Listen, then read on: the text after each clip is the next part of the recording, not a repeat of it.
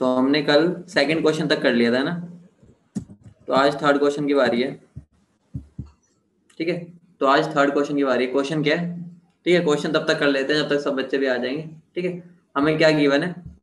हमें गिवन है ionization energy of hydrogen atom in the ground state is x kilo joule. ठीक है, the energy required for an electron to jump from second orbit to the third orbit.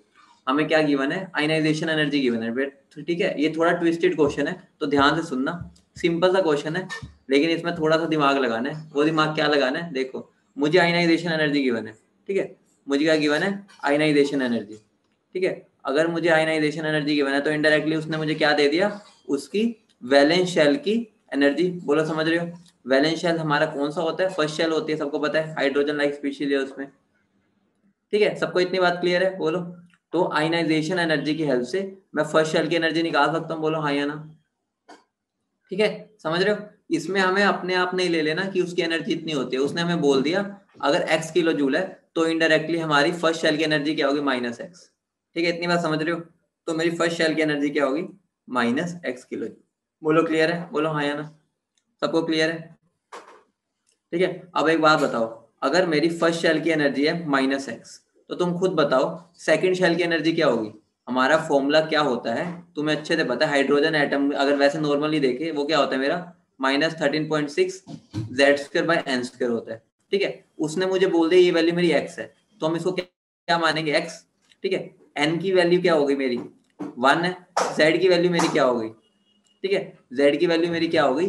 z की value मेरी 1 हो गई। तो indirectly अगर मेरी first shell की एनर्जी x है तो सेकंड शेल की कितनी होगी? जल्दी बोलो। अगर फर्स्ट शेल की एनर्जी x है, अगर मैं साइन के साथ बोलूँ तो -x, तो क्या हो जाएगी? -x/4। बोलो हाँ या ना। उससे अगले ही क्या हो जाएगी? -x/9। बोलो समझ रहे हो? क्योंकि हमें पता है n² पे डायरेक्टली प्रोपोर्शनल होता है, तो उससे हम क्या निकाल सकते हैं? सेकंड और थर्ड शेल की एनर्जी निकल आई। ठीक है, सेकंड की क्या आ गई? -x/4, थर्ड की -x/9, तो दोनों को माइनस कर दो, हमारा क्या आ जाएगा? Energy required. बोलो समझ रहे हो? तो यहाँ पर दो अच्छे अच्छे कंसेप्ट लगे, एक तो आयनाइजेशन एनर्जी वाला, और एक ये वाला कि अगर एक की x होती है तो उससे ऊपर जैसे जैसे हम जाएंगे तो वो n² के इनवर्सली प्रोपोर्शनल होती है। बोलो क्लियर है? बोलो इतनी बात क्लियर है? समझ गए सब? ठीक है, तो बस हमें दोनों को माइनस कर देना, और कोई दिक्कत नहीं। ठीक है, तो आगे बढ़े। सबको क्लियर है? बोलो, सबको क्लियर है? ठीक है, आगे बढ़े। ठीक है, बाकी अभी एक थोड़े से बच्चे अभी और आएंगे। ठीक है, आने देते हैं, चलो 2 मिनट और रुक जाते हैं। बाकी अगले क्वेश्चन को तब तक तुम ट्राई करो। इस क्वेश्चन को ट्राई करो, मैं क्वेश्चन दे रहा हूँ, इस क्वेश्चन को ट्राई करो एक बार। बेटा भी बस एक क्वेश्चन करवाया है, कुछ ऐसा नहीं करवाया, थ्योरी कुछ नहीं करवाई, बस एक क्वेश्चन करवाया, ज्यादा नहीं करवाया, टेंशन ना लो। ठीक है, तो तब तक अब जब सब बच्चे आ जाएंगे फिर आगे बढ़ेंगे। ठीक है, ये क्वेश्चन ट्राई करो, सब बच्चे एक बार ये क्वेश्चन ट्राई करो।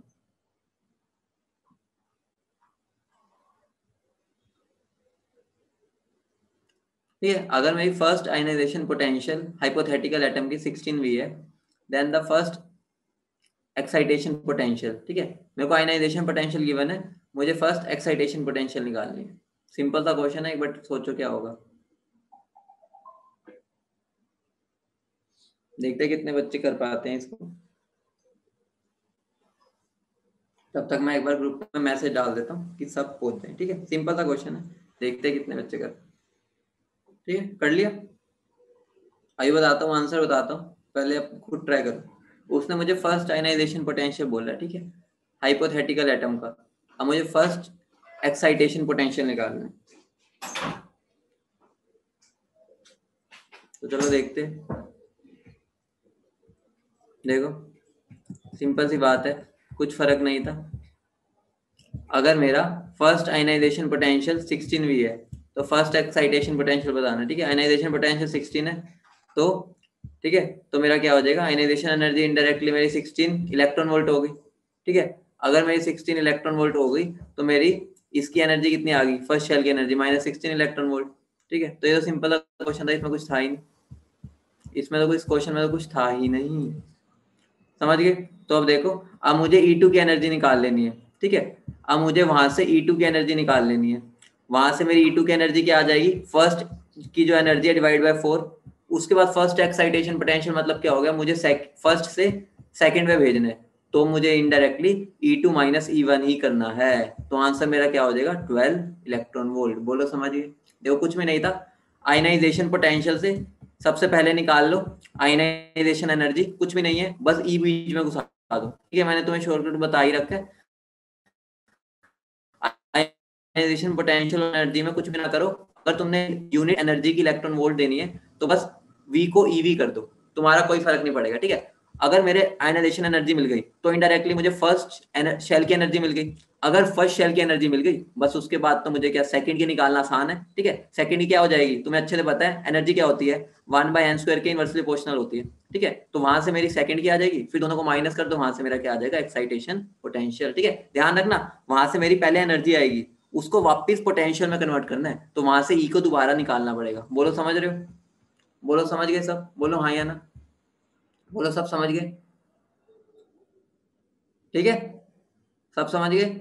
सिंपल सा क्वेश्चन है देखो, लेकिन सारे कंसेप्ट इसमें यूज हो रहे हैं जितने अभी तक हमने किया। ठीक है, छोटे छोटे। हाँ, आयनाइजेशन एनर्जी, हाँ वैलेंस शेल बेटा, वैलेंस शेल आयनाइजेशन एनर्जी के मतलब हमेशा होता है वैलेंस शेल से रिलेटेड। ठीक है, बोलो समझ गए।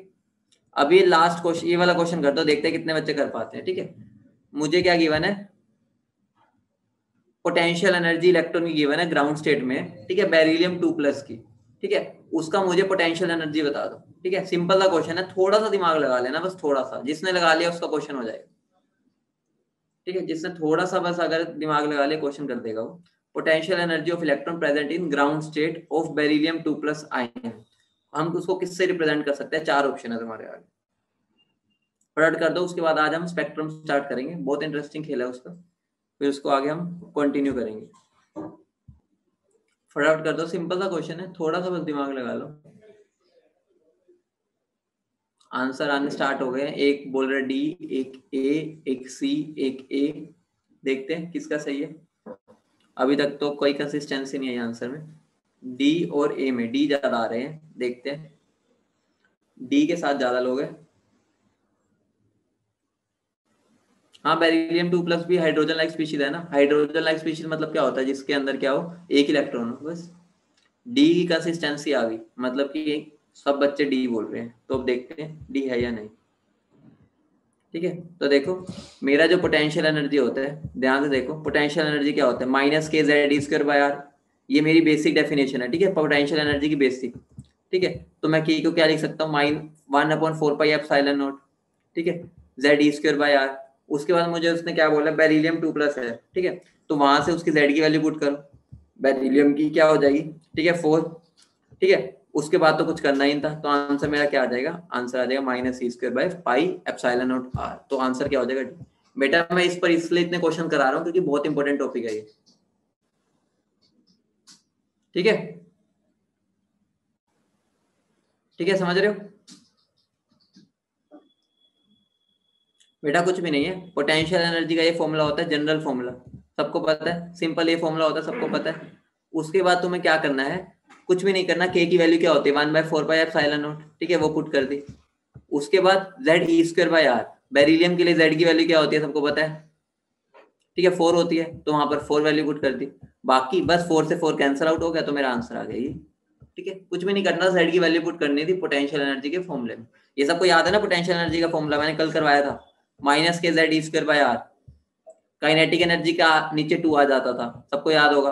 और टोटल एनर्जी में भी यहाँ पर 2 आता था, नेगेटिव साइन रहता था, पोटेंशियल काइनेटिक एनर्जी में प्लस हो जाता था, सबको याद है। ठीक है, आगे बढ़े, आगे बढ़े। ठीक है, शायद अभी एक लास्ट क्वेश्चन है तुम्हारे लिए, उसके बाद हम स्पेक्ट्रम स्टार्ट करेंगे। ठीक है, बाकी या तो नहीं हो गया खत्म। ठीक है, तो अब ध्यान दो, अब हमें आज क्या पढ़ना है, लाइन स्पेक्ट्रा।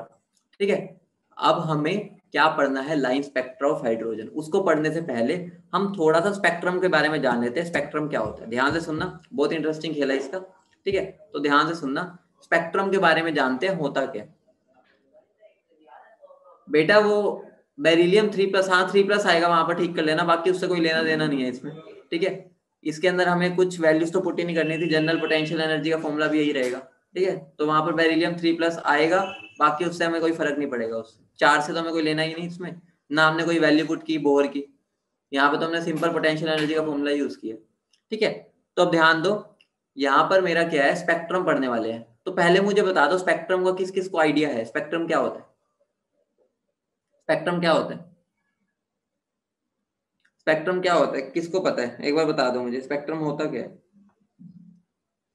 एक बार बता दो मुझे स्पेक्ट्रम, व्हाट इज स्पेक्ट्रम। यही, हाँ कुछ बच्चे अभी भी जो मैंने सोचा है, जो मुझे पता है बच्चे गलती करते हैं, वो भी तुम कर रहे हो, ठीक है, तुम्हें नहीं करनी चाहिए बेटा, 11th वालों से उम्मीद होती है, तुम ऐसे मत करो, ठीक है।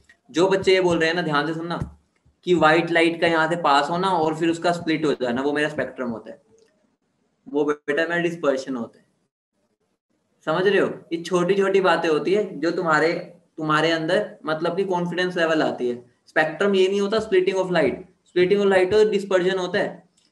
स्पेक्ट्रम क्या होता है, जो मेरी स्प्लिटिंग के बाद फोटोग्राफिक प्लेट के ऊपर मुझे एक पैटर्न मिलेगा, ठीक है, उसी को हम बोलते हैं स्पेक्ट्रम। बोलो समझ रहे हो। वैसे स्पेक्ट्रम अगर मैं जनरली बोलूँ ना, स्पेक्ट्रम मतलब कुछ भी नहीं है, स्पेक्ट्रम मतलब होता है अरेंजमेंट करना, ठीक है, अगर मैं देसी भाषा में बोल रहा हूँ, छोड़ो अभी, ठीक है, इस बात को छोड़ो अभी हम केमिस्ट्री से बाहर निकलते हैं, एक बार ध्यान से सुनो। स्पेक्ट्रम का मतलब पहले बताता हूँ मैं तुम्हें, जनरल स्पेक्ट्रम का मतलब क्या होता है। स्पेक्ट्रम मतलब होता है किसी भी चीज के लिए, छोड़ो केमिस्ट्री, छोड़ो कहीं बाहर में जाए अभी, ठीक है, ध्यान से सुनो। वैसे अगर मैं बात करूं, मेरा स्पेक्ट्रम का मतलब होता है कि किसी भी चीज के अरेंजमेंट, वो भी सिस्टमैटिक ऑर्डर में। जैसे मान लो अगर मैं, तुम अपने स्कूल में जाते हो, ठीक है, स्कूल में तुम्हें अरेंजमेंट कैसे करते हैं, जब असेंबली होती है, स्कूल असेंबली बाहर, ठीक है, तब तुम्हें कहाँ हाइट वाइज खड़ा करते हैं। तो अगर वो हाइट वाइज खड़ा कर रहे हैं तो इनडायरेक्टली वो तुम्हारा क्या, एक अरेंजमेंट में, ठीक है, एक regular arrangement in increasing order of their height कर रहे हैं, तो भी एक तरह से स्पेक्ट्रम ही है, ठीक है। स्पेक्ट्रम मतलब कुछ भी नहीं होता, सिस्टमैटिक ऑर्डर में अरेंजमेंट कर देना, उसी को स्पेक्ट्रम बोलते हैं। केमिस्ट्री में भी हमारा क्या होता है, ये जो मेरी लाइट्स आ रही है, अगर मैं इनको देखूं, ठीक है, ये जो मेरी स्प्लिटिंग हुई है, स्प्लिटिंग के बाद ये जो लाइट्स निकली है, ठीक है, जो मेरी एनर्जीज निकली है, जो ये मुझे लाइट्स दिख रही है, जो मैं फोटोग्राफिक प्लेट पर ले रहा हूँ, उसको हम स्पेक्ट्रम क्यों बोल रहे हैं, कोई बता सकता है यहाँ पर हमने किस चीज की अरेंजमेंट की है, कोई बता सकता है यहाँ पर मैंने किस चीज की अरेंजमेंट की है, कोई बता सकता है, फटाफट बता दो। ये मेरी किस चीज की अरेंजमेंट है, जो ये लाइट्स यहाँ पर अरेंज हो रही है ऊपर से नीचे।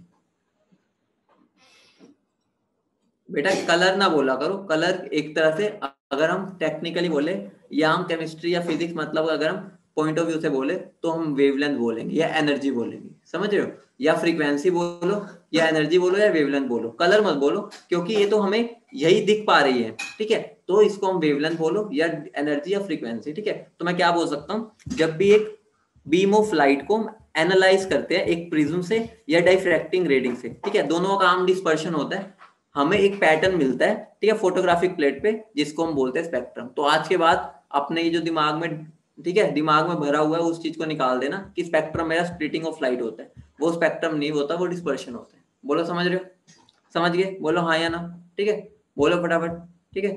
तो अब हम आगे बढ़ेंगे, अब हम आगे बढ़ने वाले स्पेक्ट्रम में, ठीक है। बाकी स्पेक्ट्रम हमारी एनसीईआरटी वगैरह में भी दिया हुआ है, लेकिन वहां पर हमें क्लियरिटी नहीं है कि हम क्या पढ़ना चाह रहे हैं, हमने सिस्टम बस हम वहां पर कहीं पर एब्जॉर्प्शन पढ़ रहे हैं, कहीं पर एमिशन पढ़ रहे हैं, कहीं पर कॉन्टिन्यूस बोल रहे हैं, मतलब कोई अरेंजमेंट नहीं दे रखी, ठीक है, मतलब उन्होंने बता सब रखा है, लेकिन सारे टाइप क्या है कुछ नहीं पता, मतलब हम हर एक की डेफिनेशन जानते हैं, लेकिन मतलब नहीं पता कि वो कहाँ से है या वो अरेंजमेंट क्या है, सिस्टमेटिक। तो ध्यान से सुनना, मेरे स्पेक्ट्रम दो टाइप के होते हैं, एक एब्जॉर्प्शन स्पेक्ट्रा, एक एमिशन स्पेक्ट्रा। आगे एमिशन स्पेक्ट्रा को अगर मैं क्लासिफाई करूं, तो मेरे कॉन्टिन्यूस स्पेक्ट्रा और डिसकॉन्टिन्यूस स्पेक्ट्रा में क्लासिफाई कर सकता हूं, और अगर मैं आगे डिसकॉन्टिन्यूस को आगे क्लासिफाई करूं, तो वो मेरा लाइन स्पेक्ट्रा और बैंड स्पेक्ट्रा देते हैं। बोलो इतनी बात समझ रहे हो, मतलब जो हम हाइड्रोजन स्पेक्ट्रम पढ़ रहे हैं ना, वो हमें हमें मतलब इस चैप्टर में सी वाला पार्ट पढ़ना है, बाकी ये जो है इनके बारे में बस पता होना चाहिए। बोलो समझ रहे हो। बाकी अगर हम एनसीईआरटी में पढ़ते हैं, एब्जॉर्प्शन स्पेक्ट्रा के बारे में दिया हुआ है डेफिनेशन, एमिशन के बारे में भी है, कॉन्टिन्यूस डिसकॉन्टिन्यूस के बारे में भी है, लाइन के बारे में भी है, लेकिन हमें पता नहीं उन दोनों इनका रिश्ता क्या है किसी से भी।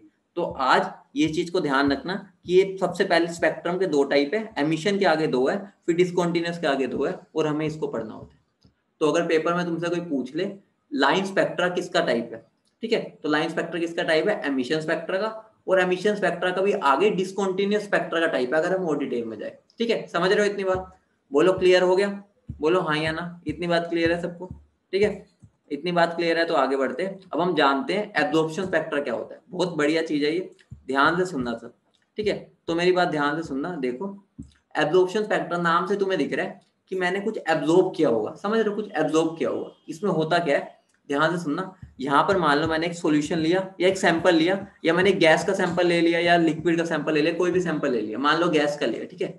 मान लो मैंने कोई गैस का सैंपल लिया, तो मैं जब भी यहाँ से व्हाइट लाइट पास करूँ ना, व्हाइट लाइट, ठीक है, व्हाइट लाइट पास करूंगा तो तुम्हें पता है 7 कलर्स मिलेंगे, ठीक है, 7 कलर्स विबग्योर मिलेगा, ठीक है। जब वो यहाँ से आगे लेके जाएंगे हम सैंपल से निकालने के बाद, तो वो प्रिज्म से पास करेंगे हम, ठीक है, हमें यही तो देखना है ना, स्प्लिटिंग करेंगे उसके बाद, ठीक है। तो आगे जाके तुम्हें अच्छे से पता है यहाँ स्प्लिट हो जाएंगे, बोलो सबको पता है।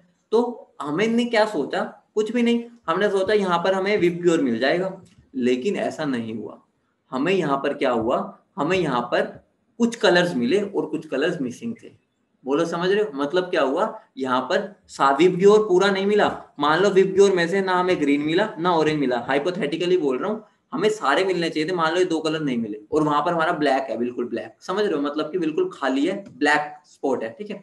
तो वहां से हमें कुछ समझ आया, वहां से हमें एक ये चीज समझ आई, याद करो तुम मूवीज में एक चीज देखते हो ना, कि सारे यहाँ पर ये गुंडे भाग रहे होते हैं या कुछ, तो पीछे से एक एक को पकड़ते जाते हैं, ठीक है, छुप छुप के एक एक को पकड़ के साइड में खींच लेते हैं, और जब एंड में, जो आगे जाकर लास्ट में जो इनका लीडर होता है वो देखते हैं उनके पीछे कोई होता ही नहीं है।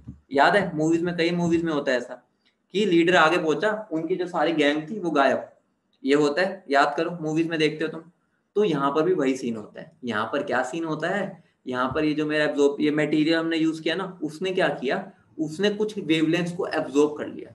एब्जॉर्ब क्यों किया, क्योंकि भाई उसको घूमने जाना था। एक तरह से ऐसे मान सकते हो, एक बात बताओ कि इंसान की जरूरत है, ठीक है, मतलब कि इलेक्ट्रॉन क्या होते हैं, इलेक्ट्रॉन यहाँ बैठे हैं, ठीक है, नीचे, ठीक है, अपने ग्राउंड स्टेट में बैठे, एक तरह से मेरी गैस हो मोल सबके अंदर इलेक्ट्रॉन्स होते ही है, इलेक्ट्रॉन्स अपना मजे से बैठे हैं, घर में बैठे हैं, ठीक है। मान लो सामने से लोग, पैसा जा रहा है, पैसा, मान लो पैसा जा रहा है, अगर पैसा जा रहा है तो तुमने क्या, तुम पैसे छोड़ोगे, तुम पैसे को पकड़ोगे और अपना चले जाओगे टूर पर, ठीक है, तुम अपना घूमने जाओगे बाहर, अपना दुबई वगैरह घूम के आओगे। तो यहाँ पर भी ये भी यही करते हैं। यहाँ पर क्या होता है, ये मेरी व्हाइट लाइट क्या एनर्जी है, जब वो पास करते हैं हम किसी सैंपल से, ठीक है, तो क्या होता है, वो इलेक्ट्रॉन्स जो होते हैं ना, इलेक्ट्रॉन्स वो कुछ एनर्जी को एब्जॉर्ब कर लेते हैं। अगर कुछ एनर्जी को एब्जॉर्ब करेंगे, तुम खुद बताओ, अगर इलेक्ट्रॉन एनर्जी को एब्जॉर्ब करेंगे तो वो कहाँ जाएंगे, एक्साइटेड स्टेट में, बोलो हाँ या ना, मतलब कि वो अपनी एक्साइटेड स्टेट में चले जाएंगे नीचे से ऊपर। अब एक बात बताओ, नीचे से ऊपर जाएंगे तो भाई एनर्जी वो कुछ ना कुछ तो खींचेंगे, एब्जॉर्ब की होगी तभी ऊपर जाएंगे ना। तो उसी वजह से, उनकी एब्जॉर्प्शन की वजह से ही मेरा क्या होगा, कुछ कलर्स एब्जॉर्ब हो गए और वो मुझे यहाँ पर फिर नहीं दिख पाते, बोलो समझ रहे हो। जैसे मैंने एग्जांपल लिया, यहाँ पर ग्रीन और ऑरेंज नहीं दिखे, तो मतलब ग्रीन और ऑरेंज को उन्होंने एब्जॉर्ब कर लिया, ठीक है। बेटा ब्लैक कलर कोई व्हाइट लाइट का पार्ट नहीं है, जब कोई भी लाइट नहीं हो, विबग्योर का सारा उड़ा दोगे ना तो वो मुझे ब्लैक दिख जाता है, ठीक है, ठीक है। व्हाइट लाइट को स्प्लिट करोगे तो ब्लैक कलर उसका पार्ट नहीं है। व्हाइट लाइट और ब्लैक, वो व्हाइट और ब्लैक कलर कोई पार्ट वो नहीं होते, कलर तो विबग्योर ही होते हैं, ठीक है। अब ध्यान दो, तो यहाँ पर यही चीज लिखी हुई है, जब हम व्हाइट लाइट को पास करते हैं गैस चैम्बर से या कोई सॉल्यूशन मान लो, तो सम एब्जॉर्बिंग सब्सटेंस, ठीक है, मान लो, तो वो क्या करते हैं, इलेक्ट्रॉन को एब्जॉर्ब करते हैं, एनर्जी को, ठीक है, और वो रेडिएशन को एब्जॉर्ब करके क्या ऊपर चले जाते हैं, ठीक है, एक्साइट हो जाते हैं, और जब हम इनको यहाँ देखते हैं तो कुछ कलर्स मिसिंग होते हैं, बोलो इतनी बात समझ रहे हैं। और जो मिसिंग होते हैं वहां पर मुझे डार्क लाइन्स दिखती है फोटोग्राफिक प्लेट पे, ठीक है, डार्क डार्क लाइन्स दिखती है, ठीक है, और वही वाले कलर्स मिस हुए होते हैं, ठीक है, समझ रहे हो। और इसी स्पेक्ट्रम को, जो ये स्पेक्ट्रम मिल रहा है उसको हम एब्जॉर्प्शन स्पेक्ट्रम बोलते हैं। बोलो बिल्कुल क्लियर हो गया एब्जॉर्प्शन स्पेक्ट्रम क्या होता है, बिल्कुल क्रिस्टल क्लियर हो गया, बता दो क्रिस्टल क्लियर हो गया, ठीक है। अब हम बात करते हैं एमिशन स्पेक्ट्रा की, ठीक है। एमिशन स्पेक्ट्रा क्या होता है, एमिशन स्पेक्ट्रा, अब एक बात बताओ, अब मुझे बताओ, अब तुम दुबई गए हो, तुम एक बात बताओ, तुम दुबई में कितने दिन रह सकते हो, 10 दिन, 20 दिन, 30 दिन, 40 दिन, 50 दिन, जिंदगी भर तो नहीं रह सकते, घर तो आओगे, आओगे सब, घर तो वापस आते ही है, कहीं पर भी घूमने जाए। तो इलेक्ट्रॉन्स का भी यही खेला होता है। इलेक्ट्रॉन जब खुशी खुशी में एक्साइटेड हो तो गए, मतलब कि वो ग्राउंड स्टेट से एक्साइटेड स्टेट में तो आ गए, लेकिन तुम्हें अच्छे से पता है कि इलेक्ट्रॉन एक्साइटेड स्टेट में स्टेबल नहीं है, समझ रहे हो। इलेक्ट्रॉन को ऊपर एक्साइटेड स्टेट में रहना नहीं चाहते थे, वो तो बस एक तरह से एनर्जी मिली लालच में लेके ऊपर भाग गए। अब उनको वापस नीचे तो आना पड़ेगा, घर तो आना है, ठीक है। तो जब वो घर आएंगे, तुम खुद बताओ एनर्जी को एमिट करेंगे, बोलो हाँ या ना। ऑब्वियस सी बात है, जब कोई ऊपर से नीचे आएगा तो एनर्जी एमिट करेगा, इलेक्ट्रॉन्स तो करेंगे ही करेंगे। तो होता क्या है, यहाँ पर जब मैं कोई सोर्स लेता हूँ, सोर्स मान लो मैंने कोई बल्ब ले लिया, ठीक है, बल्ब ले लिया, ठीक है, या मैंने कोई सन रेज ले लो, या मैंने कोई एक्साइटेड इलेक्ट्रॉन ही ले लिया। मान लो जो मैंने पिछले अभी एब्जॉर्प्शन स्पेक्ट्रा किया था, उसमें जो तुम दुबई घूमने गए थे, तो दुबई से वापस तो नीचे घर तो आओगे, ठीक है। तो मान लो मैंने वही वाला सैंपल ले लिया जो एक्साइट हो चुका था, ठीक है। तो खुद सोचो, जब ये एमिट करेगा लाइट, तुम खुद बताओ, जब ये लाइट को एमिट करेगा तो जब मैं उसको प्रिज्म से पास करूंगा तो मुझे यहाँ पर कुछ रेडिएशन मिलेगी। और हैरानी वाली बात पता है क्या है, ऊपर मेरा ग्रीन और ऑरेंज मिसिंग था ना, तो यहाँ पर मुझे ग्रीन और ऑरेंज कलर ही दिख रहा है बस। बोलो समझ रहे हो? मतलब कि एक तरह से जो उसने एब्जॉर्ब किया था वही एमिट किया और मुझे यहाँ पर वही वाले कलर्स मिल गए। बोलो समझे नहीं समझे? ठीक है, समझ गए? समझ गए? और ध्यान रखना, ये जो तुम तो फिर भी 10-20 दिन रह होगे दुबई, इलेक्ट्रॉन जो ऊपर जाते हैं ना वो ज्यादा देर नहीं रह पाते, वो तो बहुत ही कम टाइम, मतलब कि 10⁻⁴ कुछ माइनस में होता है, मतलब पता है -12 या 11 सेकेंड्स के अराउंड का इनका टाइम पीरियड होता है ऊपर रहने का, ठीक है। मतलब कि बहुत ही कम टाइम होता है, ठीक है। तो उनको नीचे आना होता है। अब एक बात बताओ, अगर मैं सिंपली बोलूं, अब मैं बिल्कुल क्लियर, बेटा बाकी कलर्स, एक बात बताओ, ये सोर्स है, सोर्स जो था, सोर्स ने जो कलर एब्जॉर्ब किए थे वही एमिट कर पाएगा ना, ठीक है। सोर्स मतलब जो मैंने अभी पीछे इलेक्ट्रॉन का एक्साइट किया था, जब वो नीचे आएंगे वही वाले एनर्जी एमिट करेंगे, और जो एनर्जी एमिट करेंगे वही मुझे दिख पाएगा ना, ठीक है। समझिए? ठीक है, तो मतलब क्या हो गया, इनडायरेक्टली मैं क्या बोल सकता हूँ, एक बार मैं बिल्कुल क्लैरिफाई कर देता हूँ। मैंने यहाँ पर क्या लिया, मान लो मैंने एक सैंपल लिया, ठीक है, सैंपल लिया मैंने, सैंपल में से मैंने व्हाइट लाइट पास की, ठीक है। जो मैंने व्हाइट लाइट पास की फिर उसको मैंने प्रिज्म से निकाला, यहाँ से मुझे कुछ कलर्स मिले, ठीक है। और वो कलर को मैंने जब देखा तो मुझे कुछ कलर्स मिले और बीच में कुछ मिसिंग्स थे, ठीक है। और मान लो थोड़ी देर बाद ये वापस, ऑब्वियस सी बात है नीचे तो आएंगे, एक्साइटेड हो गए थे, ठीक है। इसी सैंपल ये कुछ एनर्जी लाइट एमिट करेगा, उसको मैंने प्रिज्म से पास किया तो मुझे वही लाइट मिलेगी जो मुझसे ऊपर वाले ने छोड़ी थी। तो मतलब इनडायरेक्टली तुम खुद बताओ, क्या मैं इन दोनों को एक दूसरे का फोटो नेगेटिव बोल सकता हूँ? फोटो नेगेटिव का मतलब यही होता था ना, बचपन में याद होगा हमारे रील वाले कैमरे होते थे, उसमें क्या होता था, यही तो होता था कि हमारा उसके अंदर भूतिया से दिख रहे होते थे, जो हमारा नेगेटिव होता था। याद है एक फिल्म सी मिलती थी जो नेगेटिव सा होता था, जिसको हम, जिसके अंदर हम भूत से दिख रहे होते थे, हमारे बाल व्हाइट दिख रहे होते थे, हम पूरे काले दिख रहे होते थे, मतलब कि एक दूसरे का जो हमारा ओरिजिनल होता था उसका कॉम्प्लीमेंट्री होता था। तो हम क्या कह सकते हैं, हमारा एमिशन स्पेक्ट्रा और एब्जॉर्प्शन स्पेक्ट्रा एक दूसरे के फोटो नेगेटिव होते हैं। बोलो समझ रहे हो? फोटो नेगेटिव ही तो है, जो उसमें है वो उसमें नहीं है, जो उसमें है वो उसमें नहीं है, तो एक दूसरे के दोनों क्या है, फोटो नेगेटिव। बोलो समझ गए? इतनी बात क्लियर है सबको? बोलो हाँ या ना, समझ गए सब? ठीक है, तो जो यहाँ पर ये सब लिखा हुआ है ना वो यही चीज ही लिखी हुई है, ठीक है, जो भी मैंने एक्सप्लेन किया ना, एक बार इसको रीड करोगे सारा क्लियर हो जाएगा, ठीक है। इसलिए मैं नोट्स भेज देता हूँ, ठीक है। तो जो सारा मैंने बताया वही चीज यहाँ पर लिखी हुई है, ठीक है। उसको पढ़ोगे तो तुम्हारा बिल्कुल क्रिस्टल क्लियर हो जाएगा, जितना भी हुआ है एक बार उसको रीड कर लेना, ठीक है, जब नोट्स बनाओगे। यहाँ पर देखो यही लिखा हुआ है, दोनों एक दूसरे के फोटो नेगेटिव है, और ऊपर मैंने जो सारा एक्सप्लेन किया वही है, ठीक है। तो हम यहाँ पर टाइम वेस्ट तो करने की जरूरत नहीं, मैंने समझा दिया होता क्या, ठीक है। तो इसको रीड कर लोगे ना अपने आप, ठीक है। ठीक है, अब ध्यान से सुनना। अब तो मैं, अभी तो मैंने एब्जॉर्प्शन और एमिशन स्पेक्ट्रा के बारे में बताया, अगर अब मैं एमिशन स्पेक्ट्रा पे आ जाऊं, ठीक है, अब उसकी डिटेल में चलते हैं, समझ रहे हो? एब्जॉर्प्शन में तो कोई आगे वो ही नहीं थे, ठीक है, पार्ट्स ही नहीं थे। एमिशन स्पेक्ट्रा में तुम्हें अच्छे से पता है दो पार्ट्स है, कॉन्टिन्यूअस और डिसकॉन्टिन्यूअस, ठीक है। अब एक बात, हाँ बेटा एक बात ध्यान से सुनना, ठीक है, एक बात ध्यान से सुनना, मेरा जो सैंपल है वो वही एनर्जी को एब्जॉर्ब करेगा जो उसके एनर्जी गैप के इक्वल होगी, समझ रहे हो? मतलब कि या तो इस एनर्जी गैप या इस एनर्जी गैप, मतलब कि ऐसा नहीं है कि वो ऐसी एनर्जी एमिट कर, वो एब्जॉर्ब कर ले कि वो उसको यहाँ पर ले आए इलेक्ट्रॉन को, समझ रहे हो? मतलब कि जो स्पेसिंग होगी, मान लो ये मेरी लेवल्स है, ठीक है, वो वहीं पर लेके जाएगा जो एनर्जी लेवल है, ये नहीं है कि वो बीच में तुम्हें लटका देगा, ऐसी एनर्जी कभी एब्जॉर्ब नहीं करेगा जिससे वो बीच में लटक जाए। बोलो समझ रहे हो? मतलब वो इतनी एनर्जी एमिट कर, एब्जॉर्ब करेगा जो स्पेसिंग के बीच की होगी, ठीक है, कोई भी स्पेसिंग ले लो, लेकिन ऐसा नहीं है कि वो बीच में हवा में लटका देगा तुम्हें, ठीक है, समझ रहे हो? ठीक है, अब ध्यान दो, कॉन्टिन्यूस और डिसकॉन्टिन्यूस क्या होते हैं, हमें ज्यादा डिटेल में नहीं जाना, बस इतना ध्यान रखना। बस कॉन्टिन्यूस स्पेक्ट्रा का तुम ऐसा सोच सकते हो, जो रेनबो होता है वो कॉन्टिन्यूस होता है। कॉन्टिन्यूस मतलब क्या हो गया, मतलब एक कलर दूसरे के अंदर घुसने को हो रहा है, मर्ज हो रहे हैं, समझ रहे हो? रेनबो में पता है ना, कभी ऐसा तो नहीं होता ना, रेड तुम्हें साफ साफ दिख रहा है रेड है, उसके बाद तुम्हें ऐसा दिखेगा कि बीच में फिर ऑरेंज आ रहा है, ऐसा तो नहीं होता ना, ऐसा फिर ऑरेंज आ रहा है फिर पर्पल आ रहा है, ऐसा तो कुछ नहीं होता, ठीक है। मतलब कि हमारा जो कलर्स होते हैं ना वो ऐसे मिलते हैं, जो कलर हमें दिखते हैं वो ऐसे होते हैं कि बिल्कुल एक दूसरे के अंदर घुस रहा हो, रेड खत्म हुआ उसके अंदर से ही, मतलब पता ही नहीं चलता, हम उनको सेपरेट ही नहीं कर सकते। तो मेरा क्या होता है, कॉन्टिन्यूस स्पेक्ट्रा, ठीक है। मतलब एग्जांपल क्या है, जब व्हाइट लाइट को फ्रॉम एनी सोर्स, जैसे सन हो गया, बल्ब हो गया, ठीक है, जब हम प्रिज्म से पास करते हैं वो मुझे एक स्पेक्ट्रा देगा जो एक दूसरे के अंदर घुस रहा होगा, ठीक है, उसी को हम क्या कॉन्टिन्यूस स्पेक्ट्रा बोलते हैं, ठीक है। अब और डिसकॉन्टिन्यूस स्पेक्ट्रा क्या है, जब भी मैं दो को सेपरेटली सोच सकता हूँ, मतलब मुझे दिख रहा है कि यहाँ पर मेरा रेड कलर खत्म हो रहा है, यहाँ पे मेरा अगला कलर स्टार्ट हो रहा है, यहाँ पर मेरा अगला कलर स्टार्ट हो रहा है, वो मेरे कौन सा स्पेक्ट्रा हो जाता है, डिसकॉन्टिन्यूस स्पेक्ट्रा। बोलो समझिए, कॉन्टिन्यूस और डिसकॉन्टिन्यूस इतना ध्यान रखो,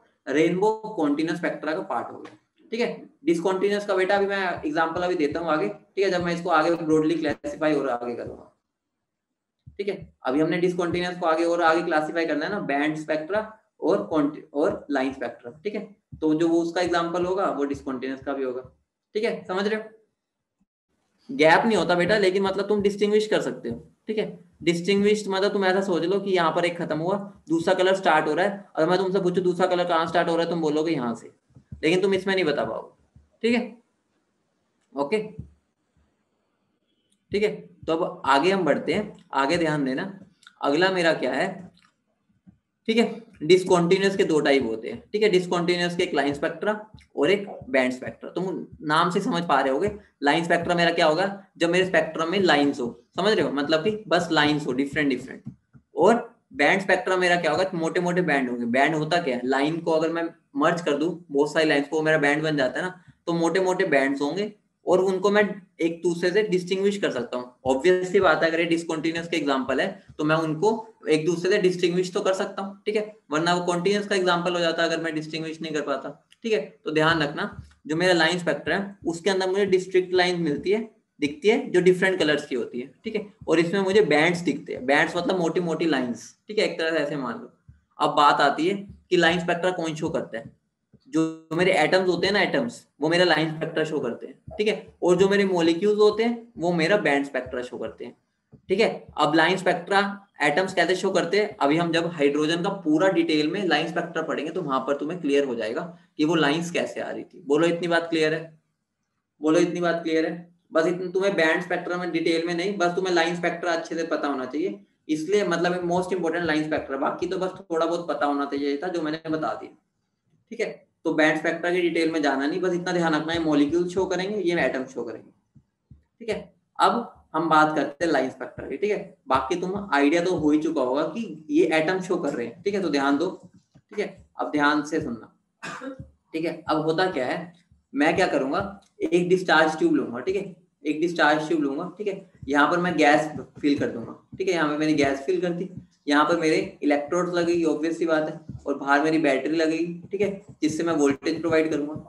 तो जब मैं यहाँ पर वोल्टेज अप्लाई करूंगा, तो तुम अच्छे से जानते हो, जब मैं यहाँ पर वोल्टेज अप्लाई करूंगा तो यहाँ पर क्या एक्साइटेशन होगी, ऑब्वियस सी बात है, जो वोल्टेज क्या एक तरह एनर्जी है, एटम्स को, जो अंदर मेरी गैस लिया उसके एटम्स को एनर्जी मिलेगी और वो एब्जॉर्ब करके ऊपर जाएंगे, समझ रहे हो। जब वो ऊपर से वापस नीचे आएंगे तो ऑब्वियस सी बात है वो एनर्जी को एमिट करेंगे, और जो एनर्जी को एमिट करेंगे उससे हमें कुछ लाइंस मिलेगी, वही मेरा लाइन स्पेक्ट्रा होता है। समझ रहे हो होता क्या है, हमें पता कैसे चला लाइन स्पेक्ट्रा हो रहा है, जब मैंने एक डिस्चार्ज ट्यूब ली ना, when an electric discharge is pass through a gas sample at low pressure, low pressure पे तो लेना पड़ेगा, ऑब्वियस सी बात है, मुझे कुछ लाइट दिखी, समझ रहे हो, मतलब यहाँ पे मुझे कुछ ग्लो दिखा, और वो ग्लो तुम अच्छे से पता है ग्लो लाइट कब दिखती है, जब कुछ ना कुछ एमिशन हुआ होगा, कोई स्पेक्ट्रम बना होगा, ठीक है, और हमें सम आइसोलेटेड कलर्ड लाइंस मिली, ठीक है, जिसके अंदर डार्क स्पेसेस थे, डार्क स्पेसेस इसलिए आए क्योंकि वो डिसकॉन्टिन्यूस था, ठीक है। तो मतलब क्या हो गया, मेरा लाइन स्पेक्ट्रा कुछ भी नहीं है, एक कोई भी गैस ली, वो अगर मैं डिस्चार्ज ट्यूब में रखूंगा उसके अंदर क्या, उसको एनर्जी मिली तो वो एक्साइट होगा, तो जब वो वापस नीचे आएगा तो वो कुछ रेडिएशंस को एमिट करेगा, और जो रेडिएशंस को एमिट करेगा उसके कोरस्पॉन्डिंग मुझे एक लाइन मिलेगी, और वो डिफरेंट डिफरेंट लाइंस को ही हम लाइन स्पेक्ट्रा बोलते हैं।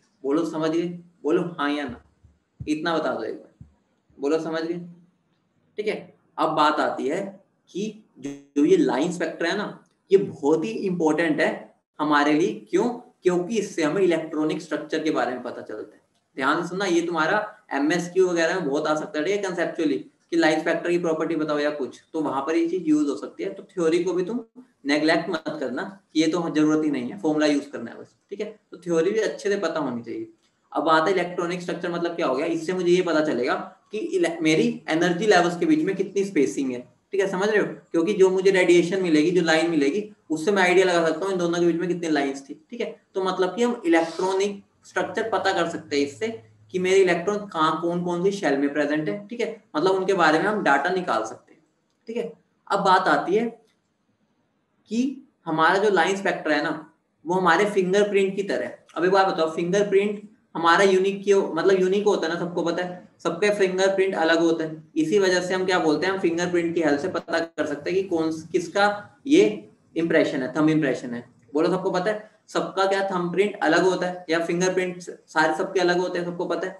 ठीक है, तो हम फिंगरप्रिंट की हेल्प से बंदे को आइडेंटिफाई कर सकते हैं। बोलो हाँ या ना। वैसे ही लाइन स्पेक्ट्रा की हेल्प से हम पता कर सकते हैं कि ये जो मेरा एलिमेंट है वो कौन सा एलिमेंट है। कैसे, अब ध्यान से सुनना मेरी बात। एक बात बताओ, इतना तो तुम्हें पता है ना, -13.6 Z² बाय L² एनर्जी का फॉर्मूला होता है, सबको पता है। बोलो हाँ या ना। ठीक है, ये स्क्वायर है, सबको पता है। ठीक है, अब एक बात बताओ, हर एक एलिमेंट का Z अलग होगा, हर एक एलिमेंट का Z तो अलग ही होता है, ऑब्वियस सी बात है।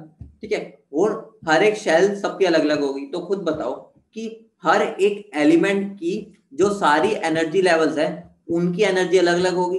अगर एनर्जी अलग अलग होगी तो भाई, अगर एनर्जी अलग अलग ही है तो इसका मतलब क्या होगा, जो वो रेडिएशंस को एमिट करेंगे वो भी अलग अलग होगी। बोलो हाँ या ना, इतनी बात क्लियर है।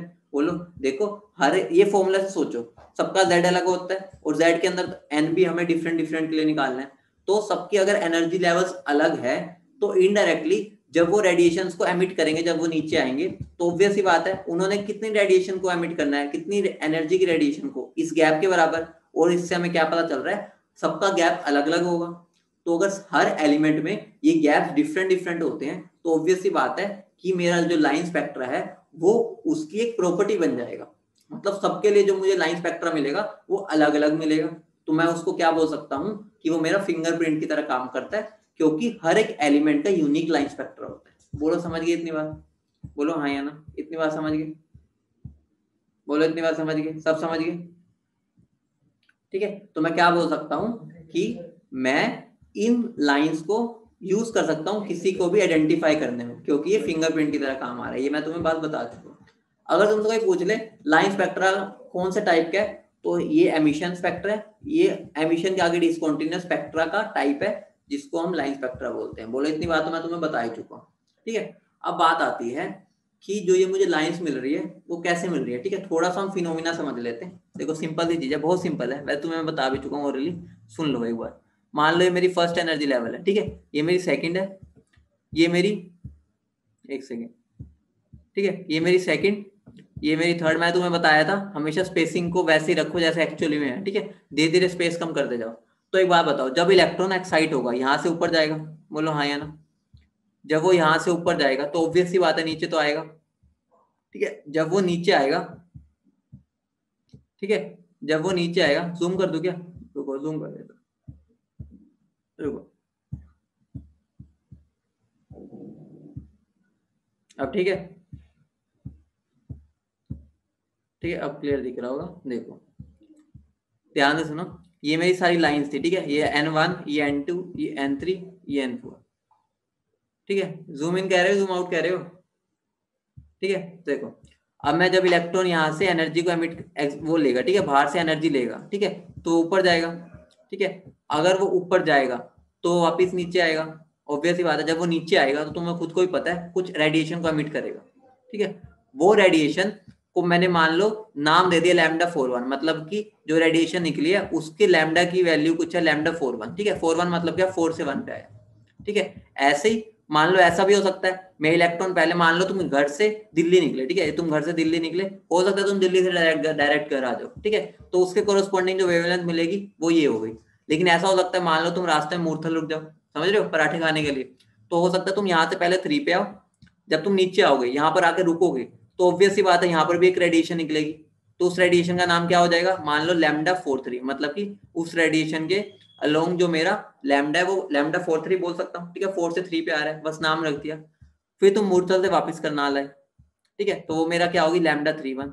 ऐसा भी हो सकता है तुम पहले दिल्ली से पानीपत रुक गए, ठीक है, फिर पानीपत से आगे यहाँ पर है, तो यहाँ पर क्या जो मेरा लैम्डा निकलेगा वो λ43 हो जाएगा, और यहाँ पे मेरा लैम्डा 2 1। तो जो ये सारे लैम्डा 1, ये जो सारे लैम्डा है ना 1 2 3 4, तो इन्हीं को जब मैं फोटोग्राफिक प्लेट पे देखता हूँ ना, वही मेरी ये लाइंस दिख रही होती है। समझ रहे हो? मतलब कि जो ये लैम्डा निकला है ना, इसी लैम्डा पे मेरी ये लाइन दिखेगी। समझ रहे हो? और ये लाइन स्पेसिंग धीरे धीरे कम होती जाएगी, अभी आगे बताऊंगा कैसे। और ये जो मेरे डेल्टा ई की वैल्यू होगी ना, और जो ये मेरा लैम्डा निकला है लैम्डा 4 1, लैम्डा 4 1 की जो वैल्यू होगी ना, वो किसके इक्वल होगी?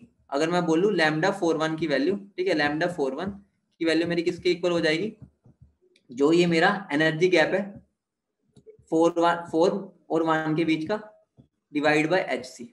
ठीक है, या ऐसे बोल लो एस सी बाय लैम्डा लिख लो इसको। ठीक है, S C by lambda 4 1 is equal to delta E 4 1 के बराबर हो जाएगा। बोलो इतनी बात समझ रहे हो? बोलो इतनी बात समझ रहे हो? तो मतलब क्या हो गया, ये जो गैप होगा, जो मैं इनकी वैल्यूज आसानी से निकाल सकता हूं अगर मुझे इनकी बस E1 E4 और E1 की वैल्यू पता हो, तो मैं लैम्डा की वैल्यू निकाल सकता हूं। बोलो समझ गए? बोलो समझ गए? ठीक है, सिंपल ही चीज थी। अभी मैं तुम्हें बताऊंगा ये सारी सीरीज वगैरह भी कहाँ से आती है। ठीक है, अब देखो, अब ध्यान से सुनना। ठीक है, अगर कोई तुमसे पूछ ले, ठीक है, अब तुम ध्यान से सुनना, ये जो मैंने अभी सारी सीरीज बताई है ना, ये जो मैंने सारा कुछ अभी ऊपर ये बनाया है, ठीक है, ध्यान से सुनना। देखो ये सारा मैंने बनाया ना, ये सारा, इनको ना अलग अलग साइंटिस्ट ने डिस्कवर किया। ऐसा नहीं है कि एक ही बंदे ने बैठ के अपना सारी लाइंस बता दी, ये अलग अलग साइंटिस्ट ने डिस्कवर की थी। ठीक है, मतलब कि जब मैं यहाँ से, जब मान लो एक साइंटिस्ट बैठा, उसने ना सारी जो n इजिकल टू 2 पर लाइंस आ रही थी ना, वो सारी लाइंस को पढ़ा। एक साइंटिस्ट ने n इजिकल टू 1 पर जो सारी लाइंस आती थी उनको पढ़ा, एक साइंटिस्ट ने n इजिकल टू 3 पर आ रही थी लाइंस उनको पढ़ा, एक ने n इजिकल टू 4 पे आ रही थी उनने पढ़ा। तो सबसे पहले जो साइंटिस्ट ने लाइंस को पढ़ा था ना, मतलब कि जो सारे n इजिकल टू रुक रहे थे, मतलब कि जो लोग पानीपत रुक रहे थे ना, एक तरह से वो पानीपत जो जो रुक रहे थे उनके ऊपर सारा डाटा इकट्ठा किया उस साइंटिस्ट ने, और उन लाइंस को, मतलब कि ऐसा हो सकता है कि जो जो 4 पे रुक रहे हैं, के रुक रहा है, मान लो एक ये वाला भी रुकेगा, ये वाला, मान लो ऐसा भी हो सकता है कोई और दूर से आ रहा हो वो भी रुक रहा है, मतलब कि जो जो लोग यहाँ रुक रहे हैं ना अलग अलग सिटीज से, ठीक है, उन सबका उसने डाटा इकट्ठा किया, और उसके नाम पर हमने उन सारी लाइंस को, जो पानीपत रुक रही थी, पानीपत इनडायरेक्टली n 2 पे रुक रही थी, उनका नाम हमने दे दिया बाल्मर सीरीज, क्योंकि ये साइंटिस्ट था बाल्मर, उसने उन लाइंस को डिस्कवर किया। ठीक है, मतलब कि वो n 2 वाली जो सारी लाइंस थी, मतलब जो पानीपत रुकते हुए आ रहे थे, उनके बारे में पढ़ा, और उसका नाम क्या हो गया, बाल्मर सीरीज। अब तुम्हारे माइंड में, कईयों के माइंड में ये आ रहा होगा कि सर बंदे को पहले n 1 वाली पढ़नी चाहिए थी ना, 2 वाली क्यों पढ़ी? मतलब 3 वाली भी पढ़ सकता था, 1 वाली भी पढ़ सकता था, 4 वाली भी, तो 2 वाली ही क्यों पढ़ी? मतलब सबसे पहले 2 वाली डिस्कवर क्यों हुई? ठीक है, मतलब सबसे पहले n 2 वाली डिस्कवर हुई थी। ठीक है, अब क्वेश्चन है कि n 2 वाली ही क्यों डिस्कवर हुई पहले? कोई बता सकता है? बहुत बढ़िया, 2 बच्चों का आंसर आ चुके हैं, देखते हैं बाकी बता पाते हैं नहीं बता पाते हैं। एक बार मुझे बता दो कि n 2 वाली पर मैंने फोकस क्यों किया? सबसे पहले बार्मर सीरीज बोल रहा हूँ मैं। बहुत बढ़िया, काफी बच्चों का आंसर आ गया, बहुत बढ़िया बहुत बढ़िया। देखो जो n 2 में है ना सारी, वो लगभग सारी की सारी विजिबल रेंज में है।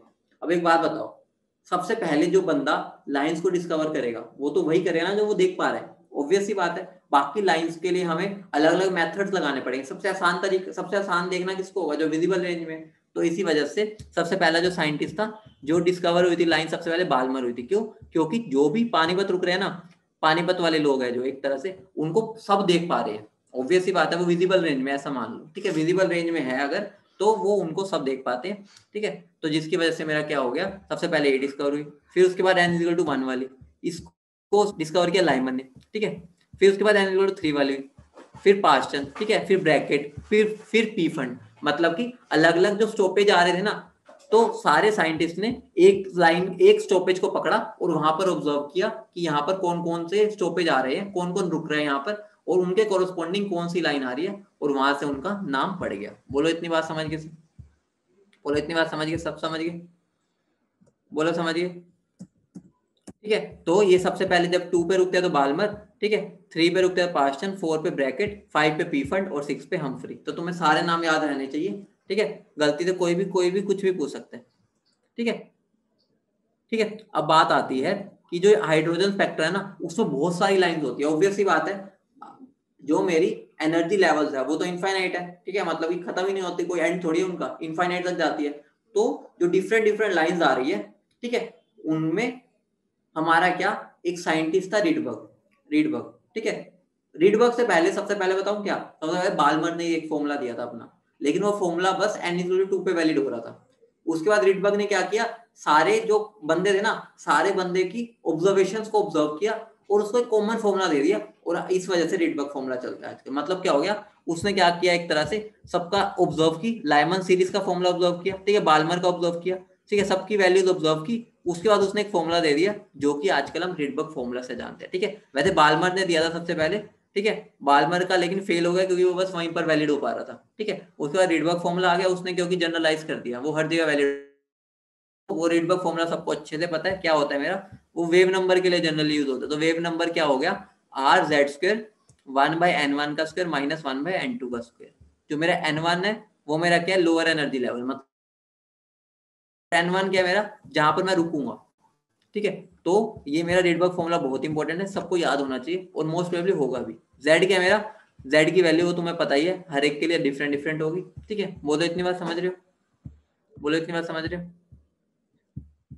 ठीक है। उसके बाद ध्यान रखना, ये फॉर्मूला बस एमिशन के लिए वैलिड है, ठीक है, सबको ध्यान होना चाहिए, ये फॉर्मूला बस एमिशन पे लगेगा, ठीक है। उसके बाद ध्यान रखो, रीडबर्ग फॉर्मूला की जो आर की वैल्यू होती है वो क्या होती है, 109677 ठीक है। और अगर मैं इसको लिखूं तो 10⁵ बन जाएगा, ठीक है, 10⁵ ठीक है। अगर मुझे एग्जैक्ट आंसर निकालना तो ये यूज करूंगा, अगर मुझे अप्रोक्स निकालना तो ये, तो जनरली हम इसी से क्वेश्चन कर लेंगे, ज्यादा फर्क नहीं आएगा, ठीक है। तो हम टाइम सेव करने के लिए हम इससे भी क्वेश्चन कर सकते हैं, ठीक है। बस ये देख लेना, चारों ऑप्शन में बहुत ज्यादा गैप होना चाहिए, ठीक है। अब तुम्हें अच्छे से पता है n1 की वैल्यू तो सबके लिए फिक्स होगी, r की वैल्यू क्या होती है 109677, ठीक है। उसको अगर हमें अप्रोक्स लेना है तो मैं यहाँ पर अगर पॉइंट लिखता हूँ तो इंटू 10⁵ बन जाएगा ना, और तुम्हें पता है 1.096 को तो मैं 1 के अप्रोक्स ले सकता हूँ, तो मैं इनडायरेक्टली 10⁵ को ही यूज करके r की वैल्यू यूज कर सकता हूँ, ठीक है। समझ रहे हो, बोलो बोलो समझ रहे हो। अब ये जो n की वैल्यू ना, n1 की वैल्यू, वो सबके लिए फिक्स है, तुम्हें अच्छे से पता है, सबको पता है कि मुझे एक जगह कहाँ रुकना है। तुम जब दिल्ली से निकलते तुम्हें पता होता है तुम मूर्थल रुकोगे, तुम सुखदेव पे रुकोगे या पानीपत हवेली में रुकोगे, ठीक है। तो n1 की वैल्यू सबकी फिक्स है, ठीक है। n2 की वैल्यू देखेंगे बंदा कहाँ से आ रहा है, ठीक है। तो ध्यान रखना, बस तुम्हें n2 की वैल्यू बताएगा वो, n1 की वैल्यू नहीं बताएगा, वो तुम्हें बता देगा कौन सी सीरीज में, ठीक है। ये तुम्हें मैंने बता दिया, बाल्मर सीरीज विजिबल रीजन में लाई करती है, ठीक है। तो अब ध्यान देना, सबका तुम्हें पता होना चाहिए कौन सी सीरीज कौन से रीजन में लाई करती है, ठीक है। सबसे इंपॉर्टेंट तो बाल्मर है, बाल्मर तो कभी मत भूल जाना, ठीक है। तो अब ध्यान देना, लाइमन सीरीज के लिए n1 की वैल्यू फिक्स होगी 1, ऑब्वियस सी बात है, मतलब तुम सीधा करनाल आ रहे हो, ठीक है। और n2 की वैल्यू क्या हो जाएगी, ऑब्वियस सी बात है, तुम थोड़ा कोई दूर से ही आओगे, करनाल में आना है अगर, तो तुम पानीपत दिल्ली कहीं से तो आओगे, तो n2 की वैल्यू 2 3 4 5। बालमर में n1 की वैल्यू 2, मतलब पानीपत रुकना है, तो तुम कहाँ से आ रहोगे, या 3 4 5 6। पार्शन की वैल्यू 3, मतलब तुम मूर्थल हो, ठीक है, मतलब मूर्थल रुकना चाहते हो, तो तुम कहाँ से आओगे, दिल्ली वगैरह से, ठीक है। तो ध्यान रखना, लाइमन सीरीज की रेंज क्या होती है, यूवी रेंज, ध्यान रखना, लाइमन सीरीज यूवी रेंज में होती है, तभी तो दिखती नहीं है, ठीक है। बाल्मर विजिबल में होती है, सबको पता है। पास्चन आईआर में होती है, ब्रैकेट भी आईआर में होती है, लेकिन फार आईआर बोल सकते हैं, ठीक है। तो आईआर ही मान के चलो, ठीक है। जो पी फंड है वो भी आईआर में होती है, मतलब क्या होगा, तुम्हें लाइमन पता होना चाहिए, बाल्मर, बाकी सारी तो आईआर में ही आ रही है, ठीक है। ब्रैकेट के लिए n1 की वैल्यू 4 हो जाएगी, ठीक है। n2 की वैल्यू उससे आगे वाली, पी फंड के लिए n1 की वैल्यू 5, हमफ्री के लिए n1 की वैल्यू 6, ठीक है। समझ रहे हो, क्लियर है इतनी बात, सारी वैल्यू समझ रहे हो, कौन से के लिए कौन सी वैल्यू है, सब समझ रहे हो, ठीक है। अब कुछ नोटेशन होती है, ध्यान से सुनना, ये नोटेशन बहुत इंपॉर्टेंट है, जिसको नहीं पता वो क्वेश्चन ही नहीं कर पाएगा, ठीक है। हम फर्स्ट लाइन ऑफ लाइमन को अल्फा लाइन बोलते हैं, मतलब किसी की भी फर्स्ट लाइन। अब एक बात बताओ, लाइमन की फर्स्ट लाइन कब होगी, ऑब्वियस सी बात है, जब मैं n2 से n1 पे आऊंगा, फर्स्ट लाइन तो तभी होगी ना, जब मैं पानीपत से करनाल आऊंगा तो फर्स्ट लाइन तो तभी होगी, तो उसको हम अल्फा लाइन बोलेंगे, ठीक है, alpha line of Lyman. Beta line of Lyman क्या होगी, जब मेरी सेकंड लाइन आएगी। अब तुम बताओ सेकंड लाइन कैसे आ सकती है, जब मैं 3 से 1 पे आऊंगा, समझ रहे हो, कि तुम्हें 1 पर तो आना ही है। कहां से आ रहे हो, अगर तुम बिल्कुल पानीपत से आ रहे हो तो उसको अल्फा लाइन बोलोगे, मूर्थल से आ रहे हो तो बीटा लाइन, दिल्ली से आ रहे हो तो गामा लाइन। बोलो समझ रहे हो, बोलो हाँ या ना। अगर अब मुझे बाल्मर की अल्फा लाइन बतानी है, बाल्मर की, तो ऑब्वियस सी बात है, बाल्मर मतलब क्या हो गया कि तुम पानीपती हो, तो खुद बताओ, पानीपत अगर आना है तो मूर्थल से तो कम से कम आना पड़ेगा, ठीक है। तो मेरी अल्फा लाइन क्या हो जाएगी, n3 से n2। इसकी बीटा लाइन क्या होगी, ठीक है, सबके लिए अल्फा बीटा गामा वैलिड है, वो अपने आप बोलेगा कि बीटा लाइन ऑफ बाल्मर। तो समझ जाना बीटा लाइन ऑफ बाल्मर का मतलब क्या है, N4 से N2। समझ रहे हो? बोलो सब समझ गए, सारा समझ गए। अगर मैं बोलता हूँ गामा लाइन ऑफ बाल्मर, तो इनडायरेक्टली मैं क्या 5th से 3rd में आना चाह रहा हूँ। ठीक है, मतलब गुड़गांव से आ रहा हूं मैं, ठीक है, पानीपत। ठीक है, और ध्यान रखना first line of Balmer is equal to N3 minus is equal to 1। मतलब अगर मैं फर्स्ट लाइन बोलता हूँ तो फर्स्ट लाइन का ऑब्वियस सी बात है कि तुम उसके पास वाले एरिया से आ रहे हो, मतलब एक जस्ट ऊपर वाली लेवल से नीचे आ रहे हो। बोलो इतनी बात समझ रहे हो? ठीक है बेटा, कुछ भी नहीं है। अगर मैं किसी की भी फर्स्ट लाइन बोल रहा हूँ ना, किसी की फर्स्ट लाइन, किसी की भी अल्फ लाइमन बाल्मर वगैरह, मतलब क्या होगा, मैं उसकी नेक्स्ट एनर्जी लेवल से आ रहा हूँ। ठीक है, सेकंड लाइन बोलता हूँ तो नेक्स्ट से नेक्स्ट वाली से आ रहा हूँ, थर्ड लाइन बोलता हूँ तो नेक्स्ट से नेक्स्ट लाइन से आ रहा हूँ। ठीक है, मतलब कि मान लो मैंने यहाँ पर आना है, देखो ध्यान से सुन लो, एक बार दोबारा बता देता हूँ। ये मेरी 1 है, ये 2 है, ये 3 है, ये 4 है, ये 5 है। अब मान लो मेरे को 3 पे आना है, 3 पे आना है, तो इसकी फर्स्ट लाइन कैसे हो सकती है जब मैं 4 से आऊंगा? ठीक है, तो मैं इसको फर्स्ट लाइन ऑफ क्या बोल सकता हूँ, बताओ फर्स्ट लाइन ऑफ कौन सी होगी? Partial series. बोलो first line of partial series, या इसको मैं alpha line of partial series भी बोल सकता हूँ। ठीक है, अगर मैं 5 से 3 पे आ रहा हूँ तो मैं इसको beta line of partial series या second line of partial series बोल सकता हूँ। बोलो समझ रहे हो? बोलो क्लियर है सबको? ठीक है, क्लियर है सबको? ठीक है, अब ध्यान दो। ठीक है, अगर मैं तुम्हें बोलूं लाइमन सीरीज के लिए मुझे अल्फा लाइन के लैम्डा की वैल्यू बता दो, लैम्डा नहीं वेव नंबर की, या लैम्डा की बता दो। चलो मैं तुम्हारा क्वेश्चन है, मेरा क्वेश्चन है तुमसे, लाइमन सीरीज के लिए अल्फा लाइन की लैम्डा की वैल्यू बता दो in terms of R. Solve नहीं करना, बस आर की टर्म्स में वैल्यू बता दे। ठीक है, आर की टर्म्स में मुझे वैल्यू बता दो, सोल्व नहीं करना, लैम्डा की वैल्यू फटाफट कर दो।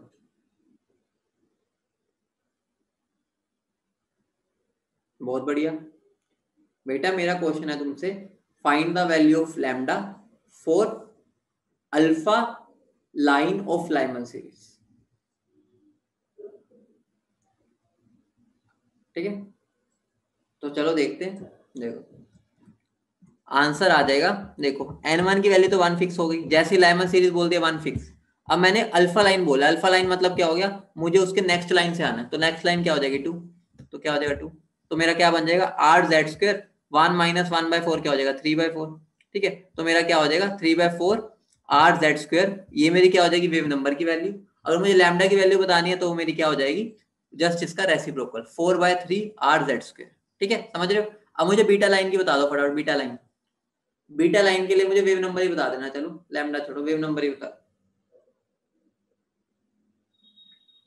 मुझे वेव नंबर की वैल्यू बता दो beta line for Lyman series फटाफट। बहुत बढ़िया गायत्री, महक, रूपाली, प्रांजल, बहुत बढ़िया, सबके आगे, बहुत बढ़िया। ठीक है, तो मेरा आंसर क्या बन जाएगा 8/9 आर जेड स्क्वायर। ठीक है, अब छोटी छोटी बातें जो सबसे इंपॉर्टेंट है। ठीक है, मतलब कि नोटेशन ये जो बहुत फ्रीक्वेंटली पूछी जाती है, प्रीवियस ईयर में काफी बार पूछा गया इस पर रिलेटेड, तो ध्यान देना।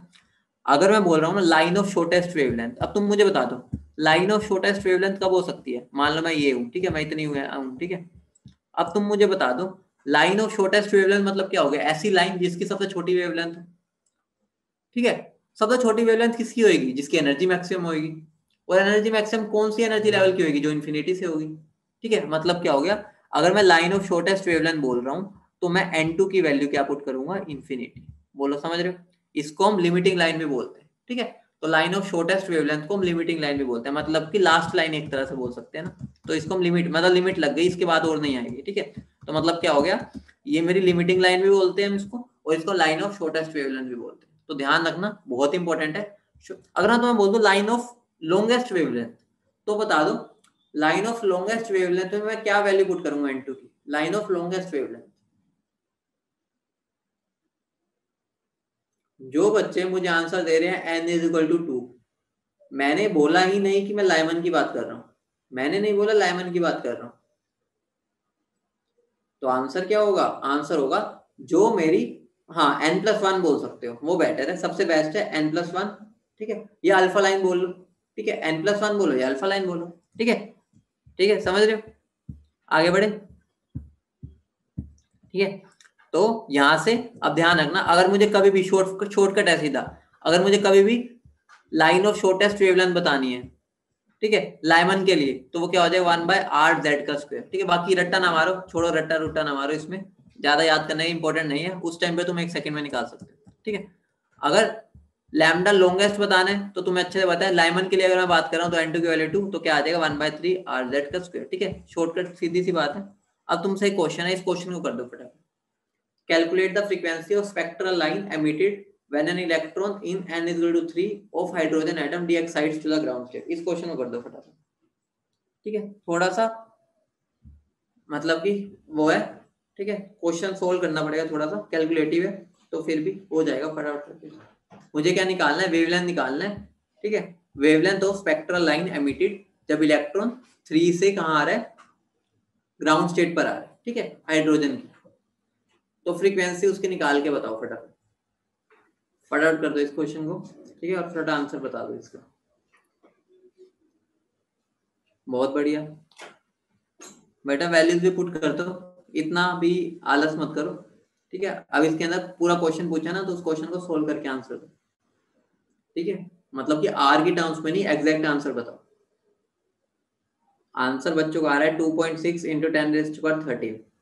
बहुत बढ़िया, लगभग सबका सेम आ रहा है, तो इसका मतलब देखो सिंपल सी बात है, तुम इसको दो तरीके से कर सकते हो। ठीक है, दो तरीके से कर सकते हो।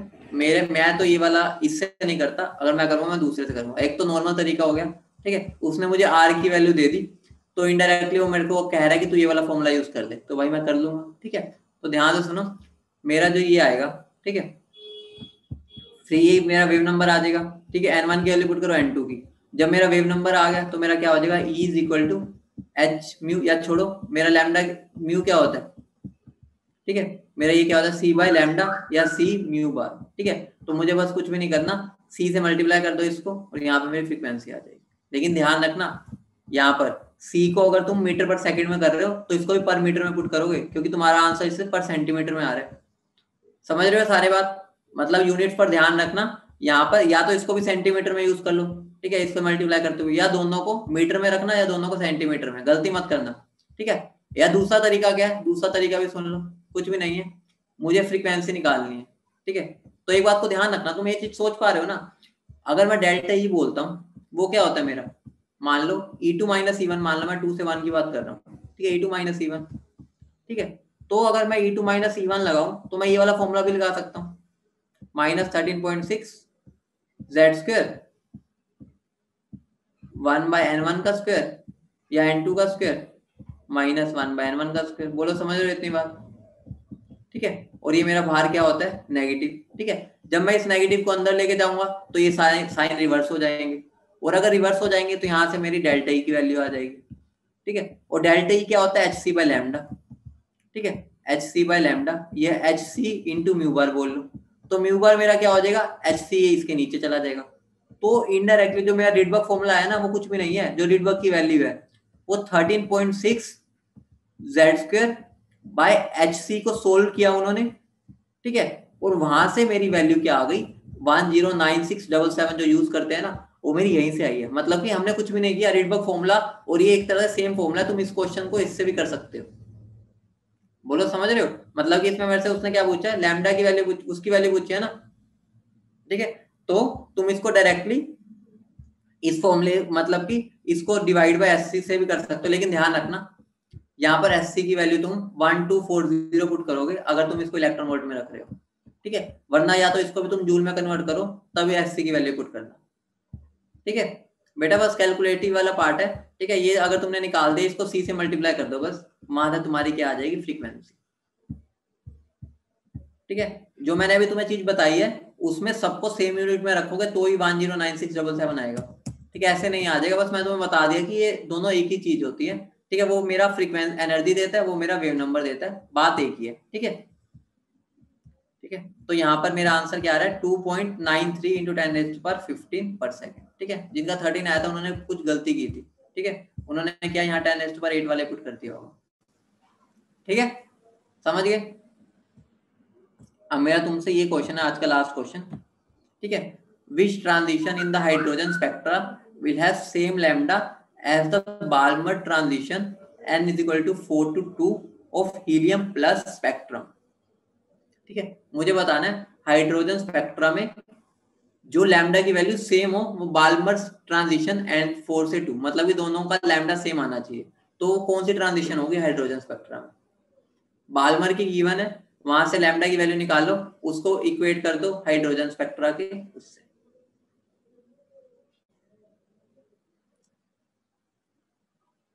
फटाफट कर दो इस क्वेश्चन को, सिंपल सा क्वेश्चन है, थोड़ा सा चलो टाइम लगेगा, 2-3 मिनट ले लो, इसको सोल्व कर दो। देखते हैं कौन, बहुत बच्चों के आंसर आ गए, बहुत बढ़िया। बेटा इसको ओरली मत करना, थोड़ा सोल्व करके देखो, गलती कर सकते हो। हाँ भी मैं समझाता हूँ, समझाऊंगा तो सही में, पहले एक बार तुम ट्राई भी कर लो ना। ठीक है, तो देखो सिंपल सा क्वेश्चन है। सबसे पहले तुम्हें क्या करना है, यहाँ पे N1 की वैल्यू, हीलियम प्लस के लिए तुम्हें N1 की वैल्यू भी गिवन है, N2 की वैल्यू भी गिवन है, तो वहां से तुम लैम्डा निकाल सकते हो। ठीक है, 1 बाय लैम्डा ही निकालो, लैम्डा छोड़ो, क्यों रेसिप्रोकल कर रहे हो, तो उसकी वैल्यू ये आ जाएगी, सोल्व ना करो कोई जरूरत नहीं। उसके बाद तुम्हें यहाँ ना इसकी N1 की वैल्यू पता है ना इसकी N2 की वैल्यू पता है, ठीक है, तो उसका एक फॉर्मूला लिख लो।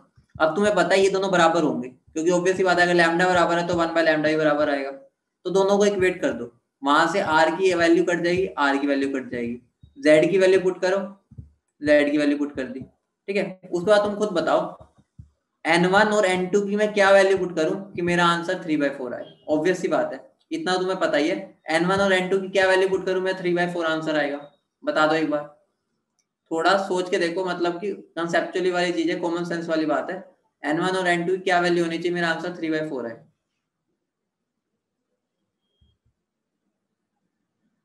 ठीक है, तो आंसर मेरा क्या आ जाएगा, 1 और 2। ठीक है, तो ऑब्वियस सी बात है N1 की वैल्यू 1 और N2 की वैल्यू 2, तो वहां से मेरा क्या आ जाएगा, आंसर आ जाएगा। तो ट्रांजिशन कहां से हो रही है मेरी, 2 से 1 में, बोलो समझ गए? ठीक है, समझ गए। अब calculation of number of spectral lines. ठीक है, तो ये वाला पार्ट तो टाइम ही हो गया, ठीक है, अगली क्लास में करेंगे, बाकी मैं फॉर्मूला बता देता हूँ, अगली क्लास में समझा दूंगा।